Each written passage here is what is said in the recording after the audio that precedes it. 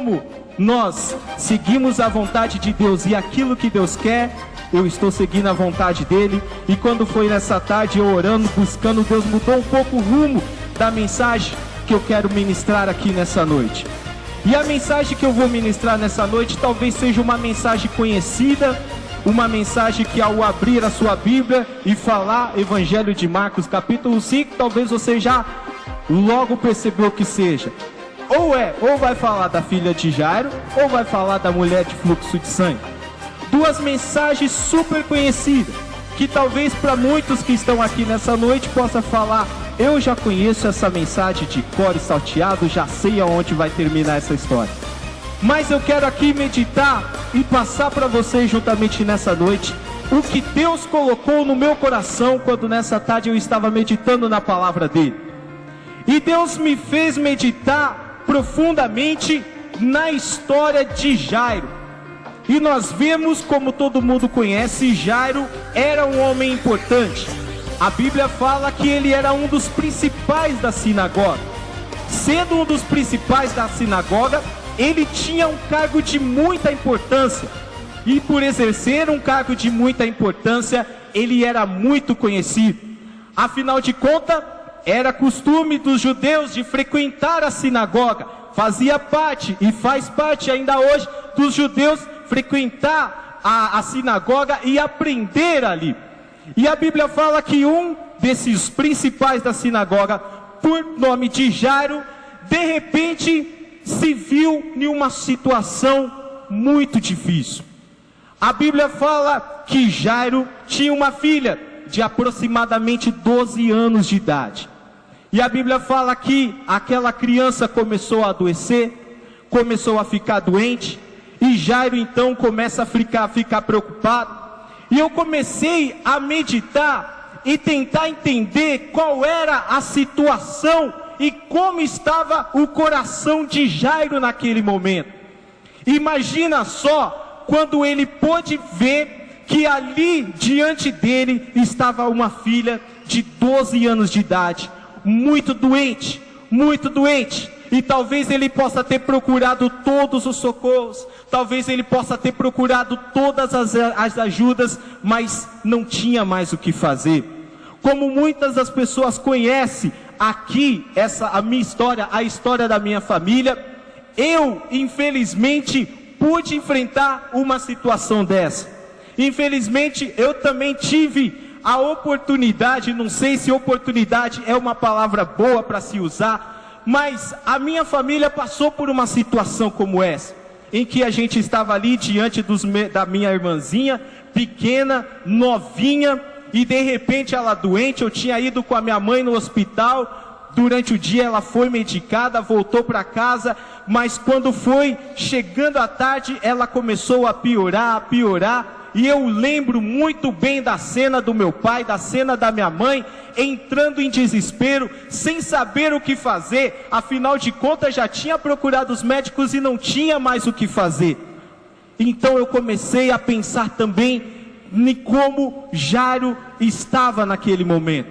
Imagina um homem importante, imagina um homem que estava acostumado a ensinar, um homem que estava acostumado a dar conselhos, um homem que estava acostumado a dizer para as pessoas o que era certo, o que era errado. De repente ele se vê numa situação em que todo o seu conhecimento, em que toda a sua sabedoria não ia adiantar em nada.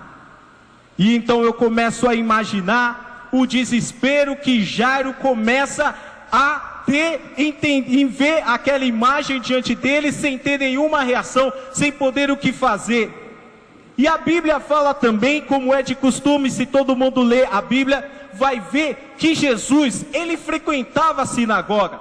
Porém, aqueles que eram principais da sinagoga não gostavam muito de Jesus. Afinal de contas, Jesus também fazia muitas coisas que eles, chefes de sinagoga, não concordavam. Então, eu comecei a pensar, Jesus, naquele momento, se tornou a única opção de um homem que até aquele momento não concordava. com os atos de Jesus, com aquilo que Jesus fazia, com os milagres que Jesus fazia.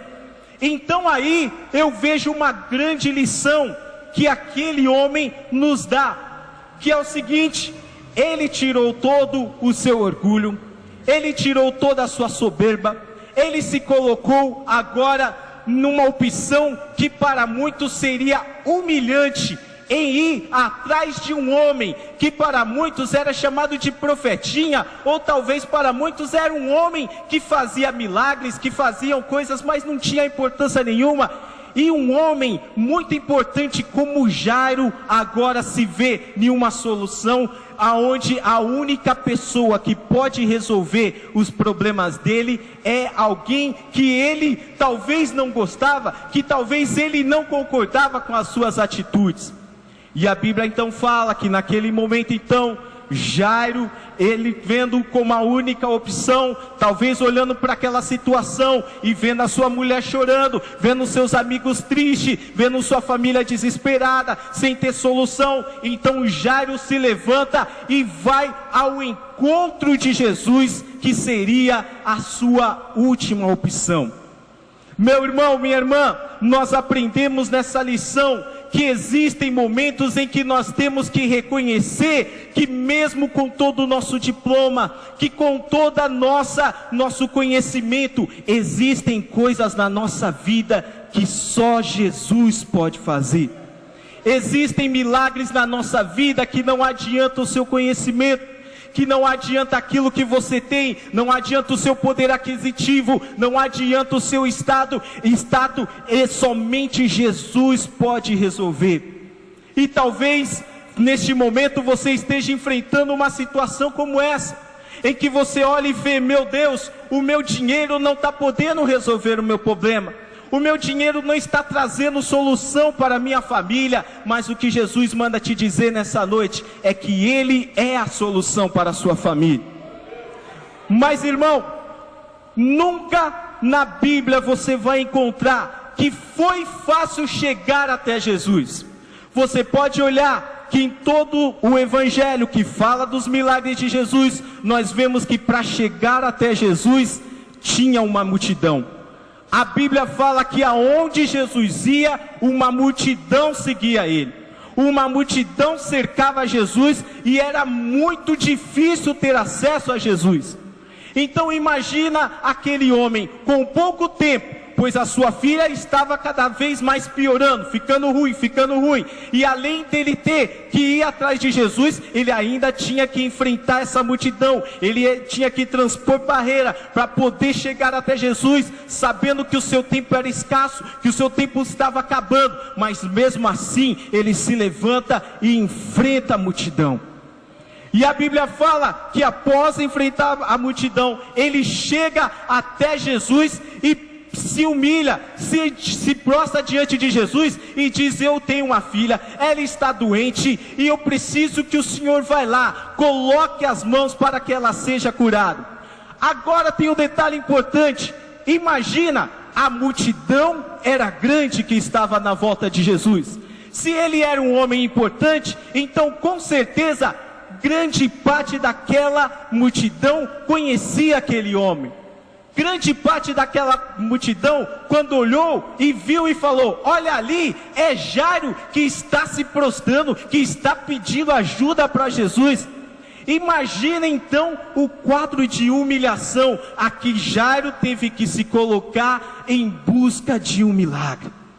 Meu irmão, existem muitos momentos na nossa vida em que nós queremos que Deus age na nossa vida, mas nós queremos impor regras, nós queremos impor limites, nós queremos que seja do nosso jeito, nós não queremos humilhar. Se for para Jesus que nós sermos provados, eu quero ser provado, mas do meu modo, do meu jeito, me humilhar jamais. Eu quero ser provado sim, mas do meu jeito, do meu modo. Não, aquele homem, ele passou por essa situação e ele teve que se humilhar diante de Jesus, perante uma multidão grande, uma multidão que sabia quem era ele, uma multidão que provavelmente ouviu o ensinamento dele, uma multidão que ouviu conselhos dele. De repente olha, um homem que estava acostumado a aconselhar, pedindo ajuda, socorro de Jesus.